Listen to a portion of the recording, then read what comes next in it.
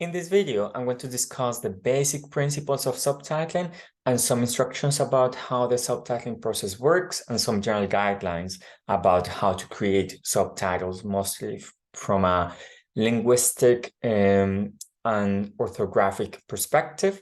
So we're going to cover these aspects, and these are going to be covered in a language independent mode. So I will be giving some examples in English, but many of these rules will apply to other languages as well.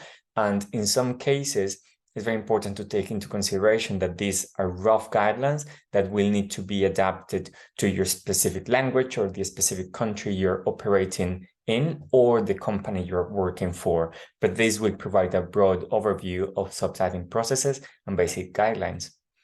So the basic subtitling process includes 4 different stages. So we have the spotting stage or synchronization stage, then the transcription, translation, and then an adaptation into the target language.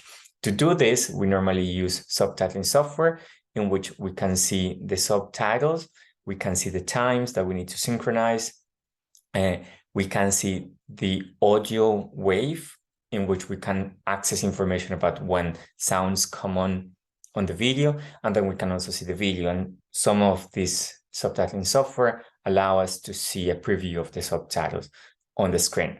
What we're creating when we're creating subtitles is basically a text file that includes this type of information. We have an in time, an out time, and then the subtitle text. So each one of this is going to be a subtitle. They are numbered, and all subtitling software works more or less following these principles.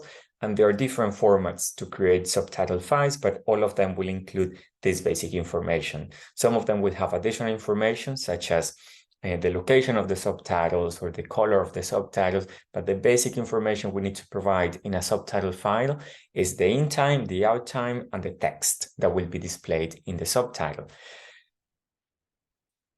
When we're talking about the subtitling process specifically, as I mentioned before, we have spotting, transcription, translation, and adaptation as the main stages, and this could vary depending on what we're doing. When we're working on the spotting, what we're doing is setting the show and hide times of the subtitles, that is, when the subtitles come on the screen and when they disappear from the screen. Then we have the transcription stage, where we're basically transcribing the original content or the original language of the video into a dialogue list or full transcription without times to have an initial starting point, an initial written text to work with. Depending on our purposes, this adaptation process, this transcription process will lead to subtitles in the original language. So if we were to create subtitles in English for this video, for instance, we'll need to transcribe it and then adapt it to make sure that the times are correct, that the information is condensed if we need to. But in some cases, when we're just going to produce the subtitles in the target language, we don't need to edit this transcription for subtitles in the same language as the video. So in a regular translation process, we spot the subtitles, then we transcribe them, we translate them into the target language, that is just the language transfer stage. And then the most important part is the adaptation part here.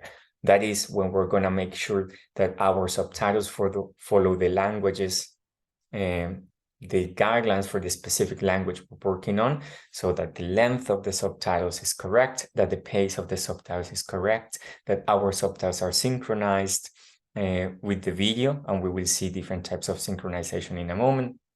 But it's important to take into account that different types of subtitles will follow different guidelines and different patterns.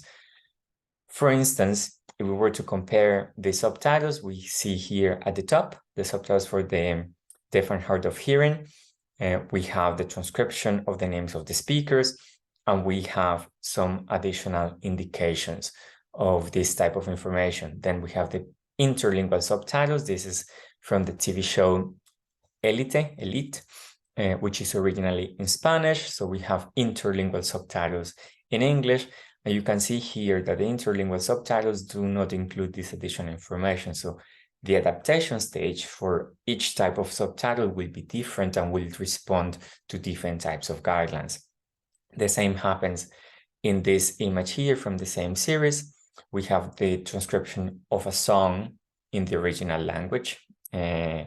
And then we have a sound in the original subtitles for the deaf and hard of hearing, but we don't have any information at all in the interlingual subtitles, because that information is not going to be included in the interlingual subtitles. So just to keep into account that different types of subtitles will follow different guidelines.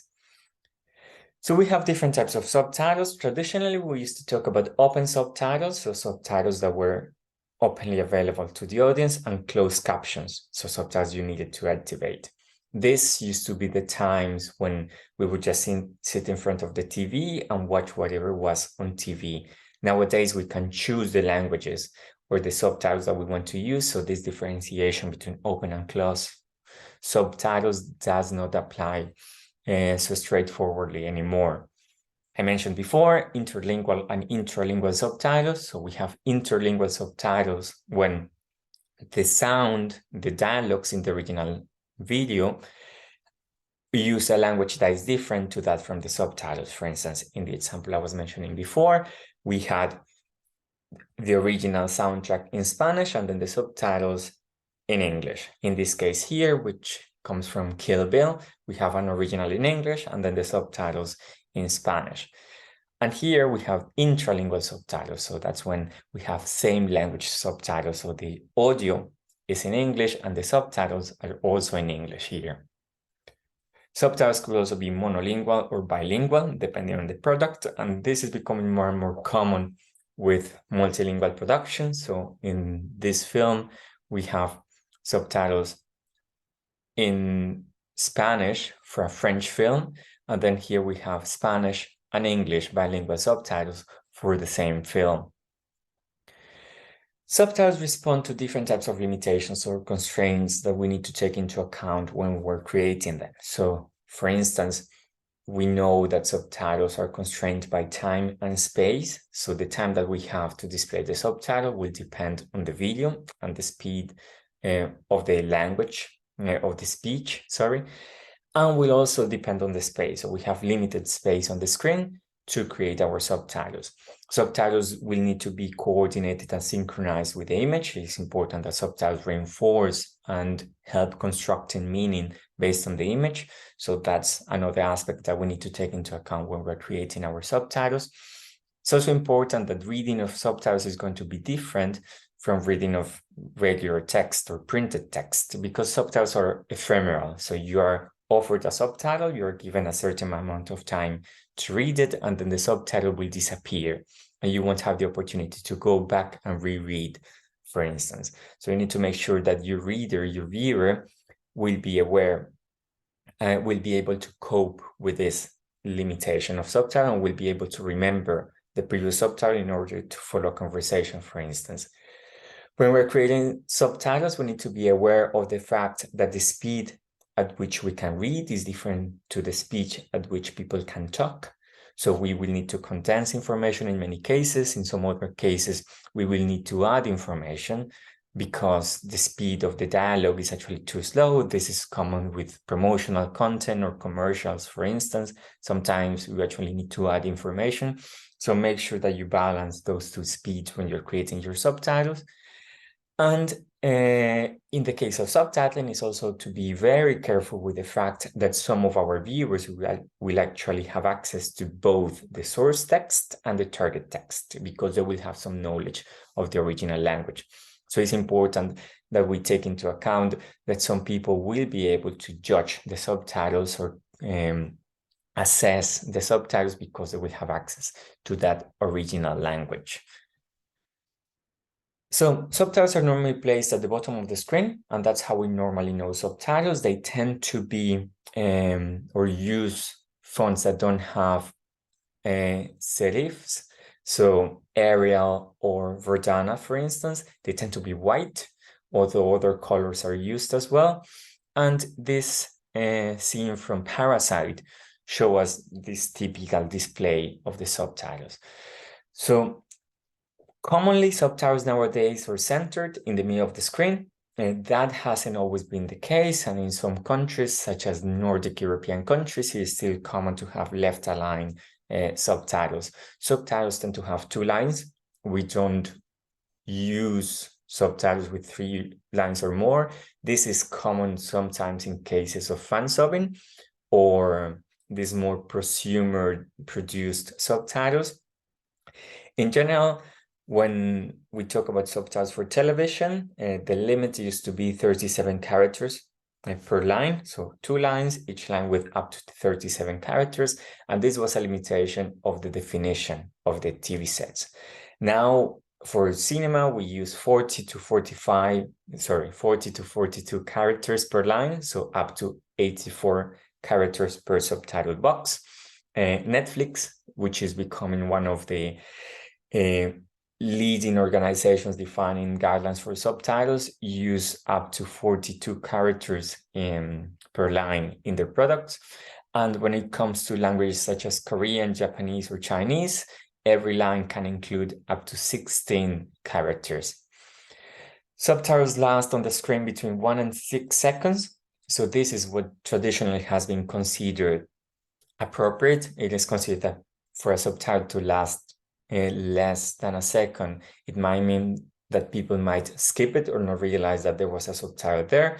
Although Netflix, for instance, actually use a slightly different range. So they go from 5/6 of a second, so that's around 830 milliseconds per subtitle as minimum duration, and 7 seconds as the maximum duration. And it is very important to have a gap in between subtitles, traditionally between 4 and 6 frames, to allow for the viewer to actually follow the regular reading pattern, to be able to read the subtitle, go back to the image, realize that there was a change in the subtitle, and reread and read the next one, and aspects like this. That gap in between 2 subtitles allows for a smoother reading process. Traditionally or commonly now, more and more subtitles are just white, but subtitles for the deaf and hard of hearing can actually use multiple colors to identify different speakers. When it comes to the definition of how to measure subtitles, we talk about characters per second, so the number of characters over the duration of the subtitle. The definition of how many characters we can fit in a line comes from older traditions of subtitling based primarily on monospace fonts, which are these ones displayed here, where we can see that every letter occupies exactly the same space on the screen. So an L and an M occupy the same space. Now we actually have proportional fonts where we see that an L occupies just a fraction of the space that the L would occupy. So that's a way to see here, for instance, that these 2 subtitles are exactly the same. Both of them have 58 characters, but they occupy different amounts of space on the screen. This is something that we need to take into account because we, as humans, we measure the subtitles in number of characters per second, but we don't read characters, we read full words. So it is very important to take this into account when we're subtitling, so that our viewers can actually keep up with our subtitles. Something that I use as a personal strategy to measure how much space I'm taking up on the screen is just assessing this, using this method, just entering the same letter. In this case, we have 37 M's per line, just to see how much space is taken up from the screen, and then using this as a unit of measurement if I need to include more characters per second in my subtitles. You can, in some cases, for instance, include more characters per second when you're dealing with fairly common words that are easy to understand, but uncommon words make it harder for people to read and understand, so they will take longer. So when you are subtitling, you're constantly trading off different variables, different features of the subtitles to assess what is best for your viewer.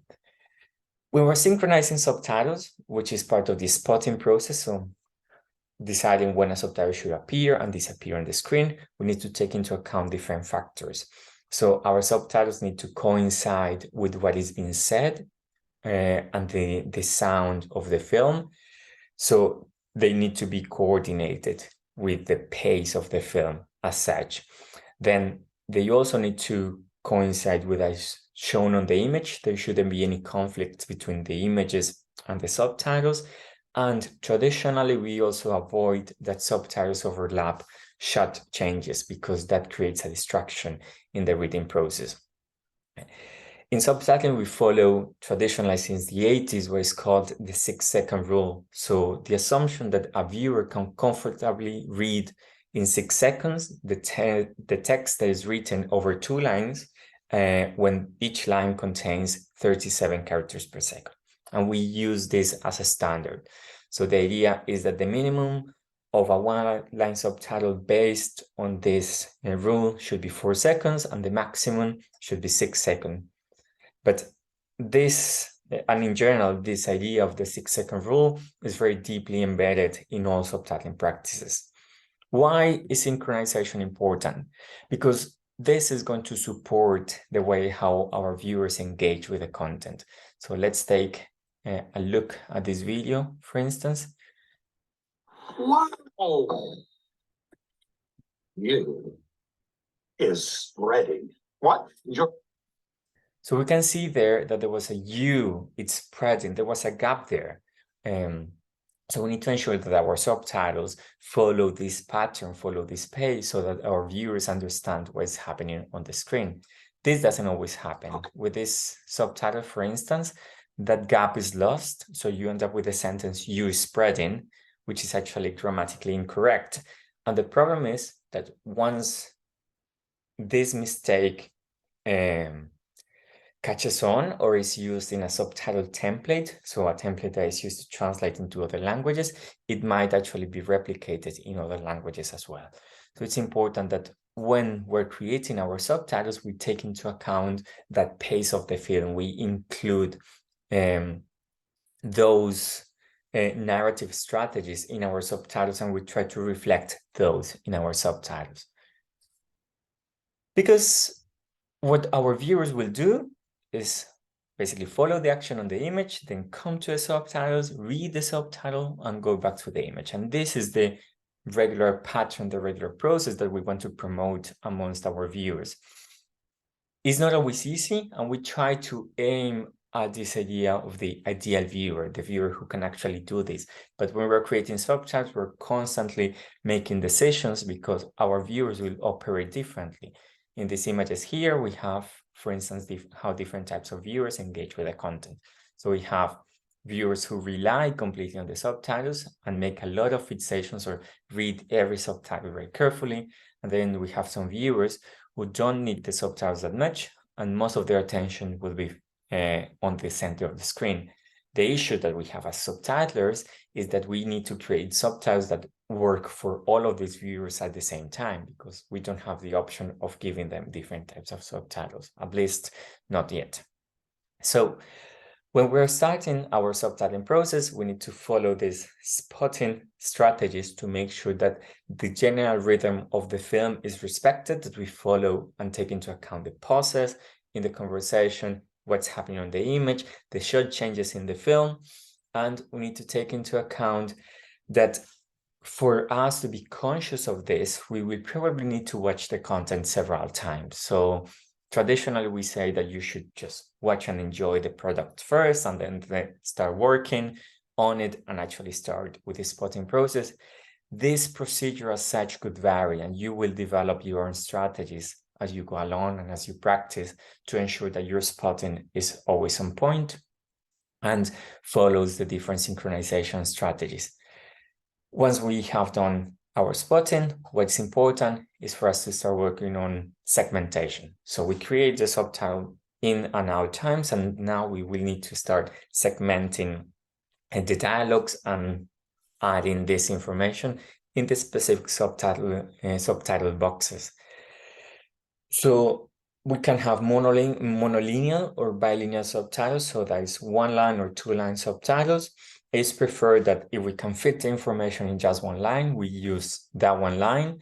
If not, we can obviously use the 2 lines, but we need to make sure that the segmentation follows semantic and syntactic patterns. So our subtitles need to be coherent. We should normally respect higher level syntactic units. So that is, noun phrases should stay in the same line. and in the same subtitle, obviously, verbal phrases. So when we have the auxiliary and the verb, regardless of the language, we make sure that they stay together. And we need to take into account that if we're splitting a sentence over different subtitles, our readers won't be, or our viewers won't be able to go back and reread. So that's going to be very important. So there are some examples here. This sentence here is split. I saw you. So the recommendation would be to segment the subtitle at the end of this sentence and then use the second line for the second sentence. Remind me tonight before going to bed. We can see that there is a natural break here. Remind me tonight before going to bed. So we have 2 units there. He said it would increase the number of shareholders. So the number should come together because they're part of the same noun phrase. And it's important to maintain that relationship. Traditionally, there is a discussion between whether the first line or the second line should be longer. This responds primarily to a stylistic decision. It's important that you follow the recommendations for your language, your country, or the company you're working on when it comes to making those decisions. Now, subtitles in general follow the same or similar conventions as any written text. And that is very important because that's going to be one of the challenges for us as subtitlers to go from that oral style, that oral register, into a written register, a more formal style. But this is one of the principles that we need to follow and one of the decisions that we need to make when we're making subtitles. Most of punctuation marks will apply in the same or in a very similar way to whatever would be applied to a written text in your language, but some punctuation marks will add some meaning, some additional functions when it comes to subtitling. Again, when it comes to punctuation, we also use different conventions and punctuation strategies to mark the pace of the dialogues. It's very important to respect this. For instance, exclamation marks and question marks should be well placed to make sure that our viewers understand what the intention is of the subtitle.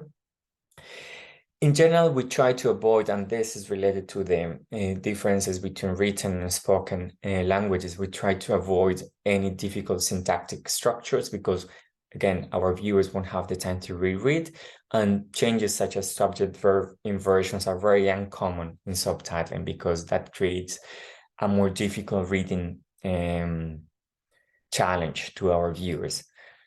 So commas, in general, help understand the content of the film and help us with the prosody, but do not overuse them because commas can be distracting. So for instance, we have 2 subtitles here, no, comma, don't, comma, please, no, don't, please. We can see that that subtitle is telling us something else about how that sentence is being said. Some scholars recommend to avoid commas at the end of subtitles or continue on a different subtitle because it is assumed that that gap in between the 2 subtitles already provides for that pause. But some companies or some guidelines actually indicate that we should include that comma. So be careful with that instruction and remember that you should always need to adapt your subtitles to your language and the guidelines that you're following. In general, we don't use semicolons or em dashes in subtitles because they are less common and can be more distracting. Talking about conventions, inverted commas are used for borrowings, quotes, or sometimes for titles, slang or nouns, especially for sarcasm as well on subtitles. We spell out numbers up to 12 when we're creating subtitles.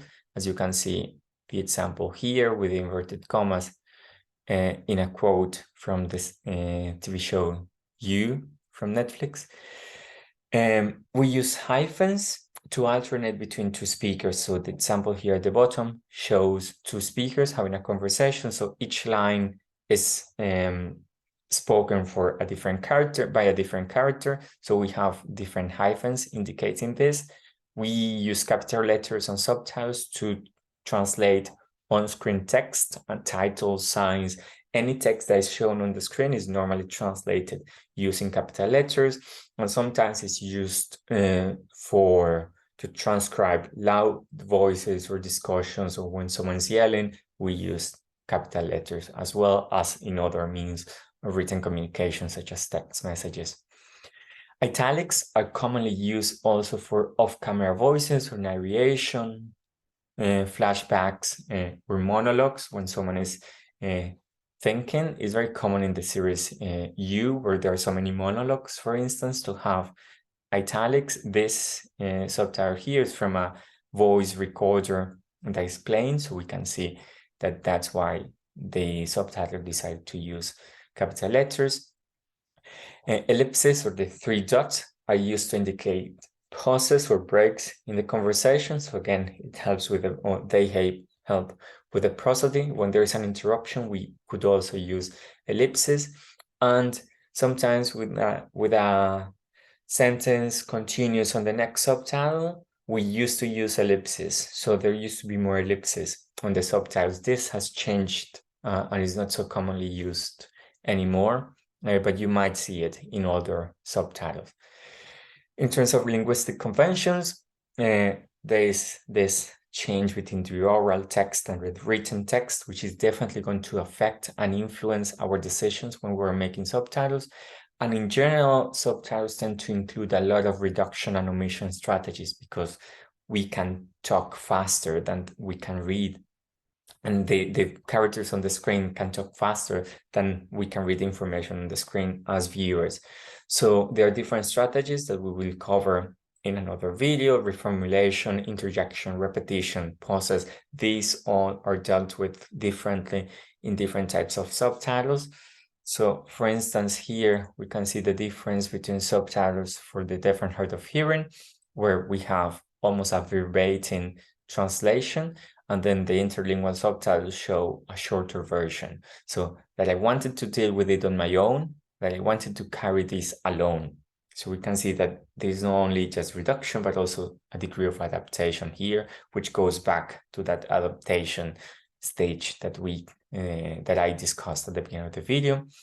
Here, the difference between the SDH, the subtitles for the deaf and hard of hearing.